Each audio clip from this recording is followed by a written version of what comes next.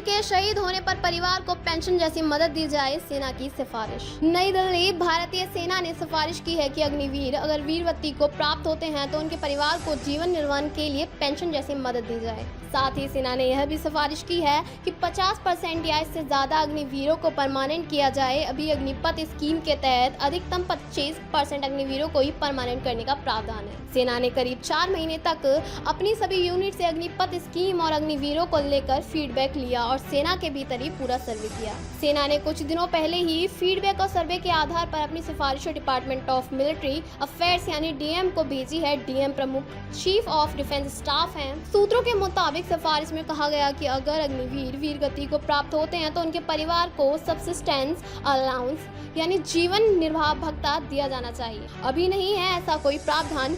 एक अधिकारी के मुताबिक यह एक तरह से पेंशन ही है। सिफारिश में यह भी कहा गया कि अगर देश की रक्षा करने के लिए अग्निवीर डिसेबल्ड विकलांग होते हैं तो उन्हें भी एक्स ग्रेशिया आर्थिक मदद दिया जाना चाहिए। अभी अग्निपथ स्कीम में अग्निवीर के लिए इस तरह का कोई प्रावधान नहीं है। सेना की सिफारिश है कि हर बैच में कम से कम 50% अग्निवीरों को परमानेंट किया जाना चाहिए। इसके साथ ही टेक्निकल आर्म में अग्निवीरों के अधिकतम एज बढ़ाने का भी सिफारिश की गई है। सूत्रों के मुताबिक सेना की तरफ से अग्निवीर का कार्यालय 4 साल से बढ़ाने जैसी कोई सिफारिश नहीं की गई है। जून 2022 में लाई गई स्कीम भारतीय सेना में अग्निपथ स्कीम जून 2022 में लागू की गई और इसके साथ ही पुराने भर्ती सिस्टम को पूरी तरह खत्म कर दिया गया। सेना में जितनी भी भर्ती हो रही है वह सभी अग्निपथ स्कीम के तहत अग्निवीरों की हो रही है। स्कीम लागू होने के साथ ही इसे लेकर सवाल भी उठने लगे हैं और इसका विरोध भी होने लगा। हाल ही में हुए लोकसभा चुनाव में कांग्रेस ने अपने घोषणा पत्र में वादा किया था